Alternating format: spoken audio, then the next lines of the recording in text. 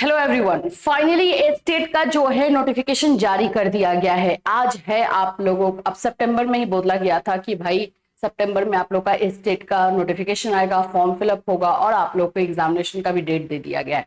तो चलिए अभी हम आज देखेंगे ये जो विज्ञप्ति, ये पूरा एडवर्टीजमेंट जो जारी किया गया है, इसमें हम लोग जानेंगे कौन कौन से लोग फॉर्म भर सकते हैं, सब्जेक्ट कॉम्बिनेशन को लेकर के समझेंगे, क्योंकि भाई स्टेट पेपर 1 पेपर 2 में सब्जेक्ट कॉम्बिनेशन वाला पंगा आता है, उसको समझेंगे। एंड साथ साथ में फीस क्या है, कब से फॉर्म फिलअप है, क्या चीजें इसमें दी गई हैं, सभी चीजों को डिटेल से पूरे एडवर्टीजमेंट को आपको बताया जाएगा ताकि आप लोग इसको अच्छे से समझ सको। और ये अगर एडवर्टीजमेंट आपको मिल गया है तो अच्छी बात है, नहीं मिला है तो टेलीग्राम हमारा ज्वाइन कर लीजिएगा, वहां पर हम आपको ये एडवर्टीजमेंट दे देंगे। देखिए भाई, बिहार विद्यालय परीक्षा समिति ये स्टेट को लेकर के अनाउंसमेंट कर दी है और पता था ही कि 1 से 2 दिनों में जो है स्टेट को लेकर के अनाउंसमेंट होने वाला है और उसको लेकर के जो है चीजें चल रही हैं। यहाँ पर अगर आप लोग ध्यान से देखोगे तो पेपर 1 पेपर 2 दोनों के बारे में दिया गया है। जो सबसे ज्यादा पंगा आप लोगों को रहेगा तो वो सब्जेक्ट कॉम्बिनेशन को लेकर के रहेगा, चाहे आप मैथ्स के हों, चाहे आप साइंस के हों, चाहे आप सोशल साइंस के हों, कंप्यूटर के हों, तो आपको ये चीज देखना पड़ेगा कि आपका ये मैच कर रहा है या नहीं। चलिए एक एक करके इस चीजों को समझते हैं। यहाँ सबसे पहले तो आप लोग को मैं ऐसे करके दिखाती हूँ ताकि जूम करके देखोगे तो थोड़ा समझ में भी आ जाएगा, एक एक चीजें जो पता करने की जरूरत है। सबसे पहली बात तो आपका पात्रता परीक्षा जो ये जिसको स्टेट को एलिजिबिलिटी टेस्ट ही कहा जाता है, तो ये पात्रता परीक्षा आप लोगों का ऑब्जेक्टिव होता है, 1 अंक का रहता है, निगेटिव मार्किंग नहीं है। जो भी बच्चे न्यू हैं उन लोगों को नेगेटिव मार्किंग और ये सब का क्वेश्चन रहता है, नहीं है, कोई भी नेगेटिव मार्किंग यहाँ पर नहीं दिया गया। ठीक है, चलिए आगे बढ़ जाते हैं, इसमें ज्यादा कुछ है नहीं। परीक्षा के विषय के लिए अब आ जाते हैं पेपर 1 एंड पेपर 2। पेपर 1 होता क्या है, तो पेपर 1 9-10 के बच्चों को पढ़ाने के लिए आपको पेपर 1 क्लियर करना होगा।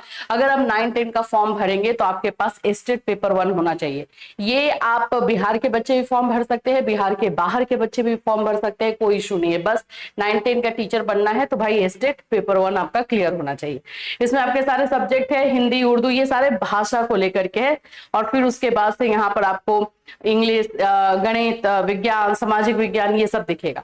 तो जब हम इसकी बात करते हैं पेपर 1 की, जो आप लोगों का 9-10 के लिए है, तो इसमें जो क्वालिफिकेशन मांगा जाता है ग्रेजुएशन प्लस बीएड, ग्रेजुएशन होना चाहिए और बीएड होना चाहिए। सिंपल है, इसमें कोई और दिक्कत नहीं है। ठीक है, शारीरिक शिक्षा के लिए भी आप लोगों का है और 50% मार्क्स आपका ग्रेजुएशन में होना चाहिए।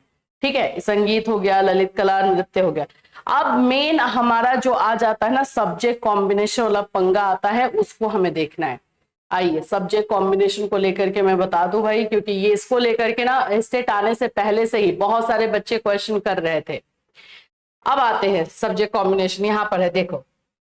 सबसे पहले मैथ्स का अगर आपको टीचर बनना है तो ग्रेजुएशन लेवल पर आपके 3 सब्जेक्ट कौन कौन से पढ़े हुए होने चाहिए। एक तो आपका मैथ्स ग्रेजुएशन लेवल पर होना ही चाहिए। अब आप सोचोगे कि सिर्फ मैथ्स पढ़ लिए तो क्यों नहीं मैथ्स के टीचर बन जाए, नहीं, सब्जेक्ट कॉम्बिनेशन बनाया गया है, ये सब सब्जेक्ट पढ़े रहोगे तभी मैथ्स के टीचर बनोगे। क्या क्या होना चाहिए, सबसे पहली चीज है स्नातक स्तर पर गणित के साथ। अब गणित के साथ यानी मैथ्स तो होना ही चाहिए, मैथ्स के अलावा कौन से सब्जेक्ट होने चाहिए, भौतिकी यानी फिजिक्स, इलेक्ट्रॉनिक्स, कंप्यूटर साइंस, रसायन विज्ञान यानी केमिस्ट्री, सांख्यिकी यानी स्टैटिस्टिक, कोई 2 विषय स्नातक स्तर पर हो। मतलब इतने सारे सब्जेक्ट्स में जो अभी आप बताया गया, फिजिक्स भी है इसमें, केमिस्ट्री भी है इसमें आप लोग का इंजीनियरिंग का कंप्यूटर साइंस भी है, इसमें इलेक्ट्रॉनिक्स भी है, ये जो सब्जेक्ट वाले, स्टैटिस्टिक भी है, ये जो भी सब्जेक्ट वाले बच्चे हैं ग्रेजुएशन पर मैथ्स के साथ, इनमें से कोई 2 सब्जेक्ट उन्होंने ग्रेजुएशन लेवल पे पढ़ा है तो वो लोग जो है यहाँ पे मैथ्स टीचर बनेंगे। पता है मैथ्स वाले में पंगा क्या आता है, बच्चा ना केमिस्ट्री ऑनर्स करता है, केमिस्ट्री ऑनर्स उसने किया तो जरूर है ग्रेजुएशन में, लेकिन उसने मैथ्स एंड फिजिक्स दोनों रखा है। अब मैथ्स फिजिक्स रखा है और केमिस्ट्री से किया है, लेकिन वो यहाँ पर आएगा तो मैथ्स का टीचर बनेगा, मैथ्स का यही है। और साइंस का टीचर बनने के लिए अलग ही है। 9-10 में तो अब सारा सब्जेक्ट एक ही साथ रहता है ना, तो यहाँ पर ये चीजें जो है निकल कर आती है। अब इसीलिए पिछली बार भी बहुत सारे बच्चे केमिस्ट्री वाले बोल रहे थे मैम मुझे तो केमिस्ट्री पढ़ाना है, मैम मुझे साइंस पढ़ाना है, वो नहीं मिलेगा, तो नहीं, अगर आपका केमिस्ट्री ऑनर्स है और आपके ग्रेजुएशन में मैथ्स एंड फिजिक्स है तो फिर आप जो मैथ्स फिजिक्स है तो मैथ्स है, तो अगर मैथ्स है आपका तो भाई फिर आप मैथ्स टीचर बनोगे, ठीक है, ये याद रखना। चलो दूसरे में आ जाते हैं, विज्ञान को लेकर, साइंस को लेकर। अब मानो कि आपका केमिस्ट्री ऑनर्स है, लेकिन केमिस्ट्री ऑनर्स के साथ आपने बॉटनी जूलॉजी रखा है, तो फिर आप साइंस टीचर बनोगे। यही चीज पंगा पिछली बार भी हुआ था बच्चों के साथ।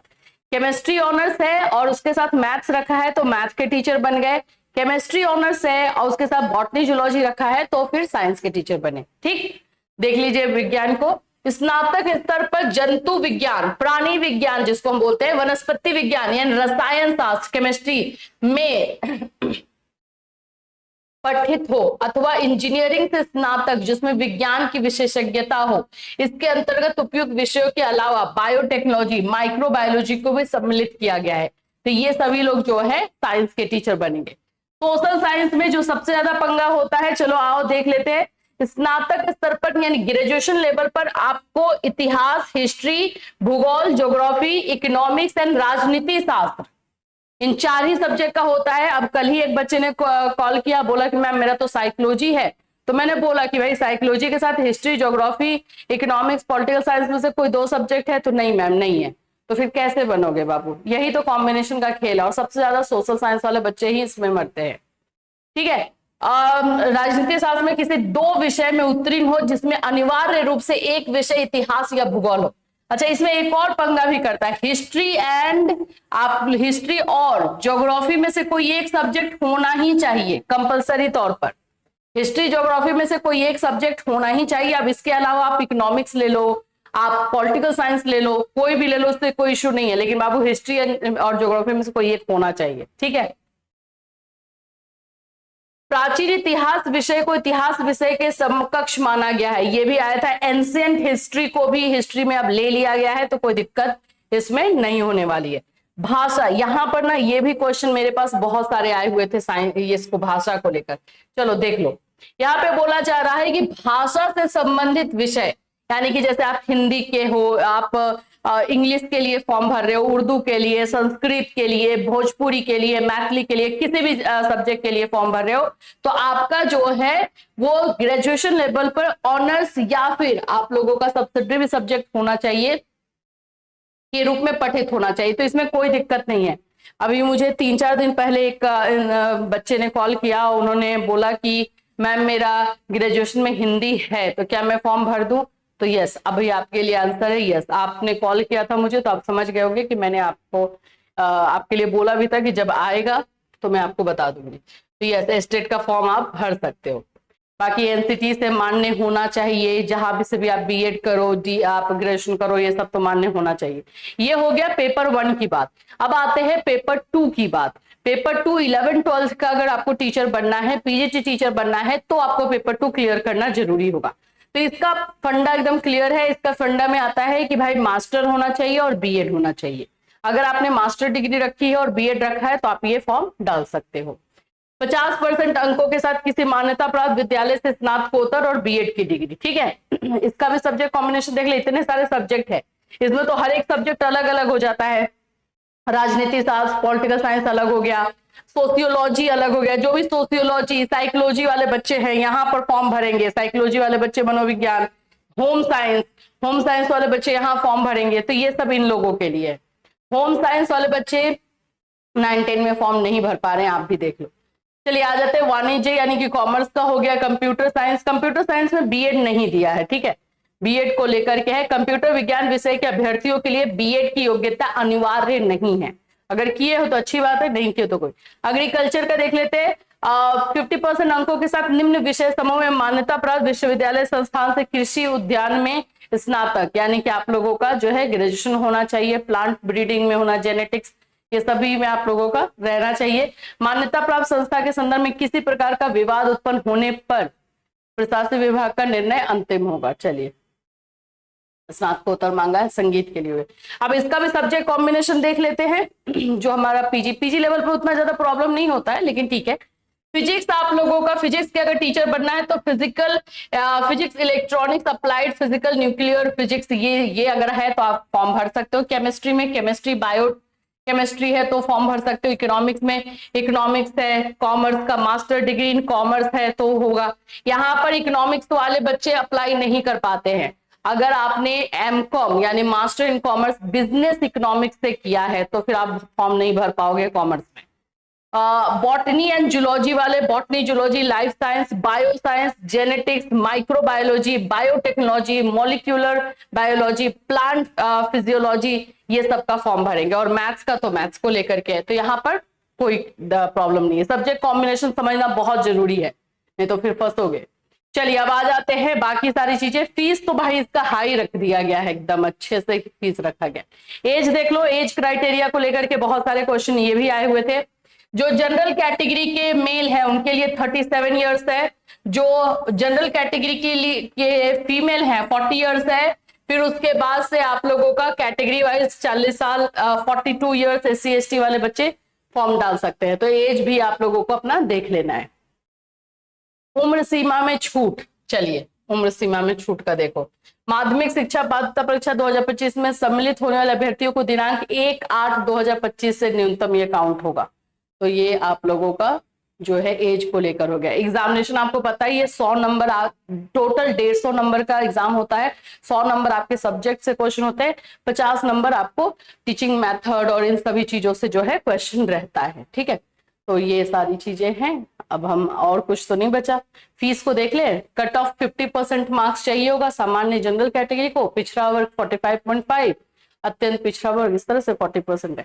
फीस आप लोग का 960 लग रहा है पेपर 1 या पेपर 2, दोनों में से कोई भी एक पेपर भरते हो तो 960, अगर दोनों पेपर भरते हो तो 1440 यानी 1440। और ये आपका जनरल कैटेगरी, EWS कैटेगरी, पिछड़ा वर्ग यानी OBC कैटेगरी, इन सभी के लिए। और SC ST कैटेगरी के लिए 760 है आप लोग का पेपर 1 है, पेपर 2, और यहाँ पर जो है दोनों का भरोगे तो 1140 है। ठीक है, नॉर्मलाइजेशन के लिए भी कुछ कुछ बातें यहाँ पर अपना रख दिया गया है। प्रवेश परीक्षा की अवधि जो है आप लोगों का 2.5 घंटे का रहेगा। ऑनलाइन आवेदन पत्र भरने हेतु शुल्क तिथि, अब देखो आप लोग का अप्लाई कब से हो रहा है, तो भाई दिनांक 11/9/2025 के अपराह्न से दिनांक 19/9/2025 तक स्वीकार किए जाएंगे। यानी 11 आज से, आप आज शाम से, अपराह्न लिखा हुआ है ना, शाम से जो है फॉर्म फिलअप स्टार्ट होगा और 19 सितंबर तक ही फॉर्म भरा जाएगा। तो ज्यादा टाइम दिया नहीं गया है फॉर्म भरने को लेकर के। तो सारा डॉक्यूमेंट तो रेडी करके आपने रखा ही होगा। फॉर्म आप लोग का यहाँ से फॉर्म फिल होगा, ये सब आप देख लीजिए। इससे रिलेटेड कोई क्वेश्चन या कोई भी आप लोगों को डाउट रह गया है तो आप वीडियो में कमेंट कर देना, ताकि आपके सारे क्वेश्चंस कंफ्यूजन को हम दूर कर लें। सब्जेक्ट कॉम्बिनेशन जरूर चेक करना, और जो भी हिंदी वाले बच्चे, इंग्लिश संस्कृत वाले बच्चे हैं भाई फॉर्म डाल देना, क्योंकि इससे रिलेटेड क्वेश्चन बहुत पूछे हुए थे। कोई डाउट रह जाएगा तो वीडियो में कमेंट कर देना। फिर मिलूंगी, till that take care everyone.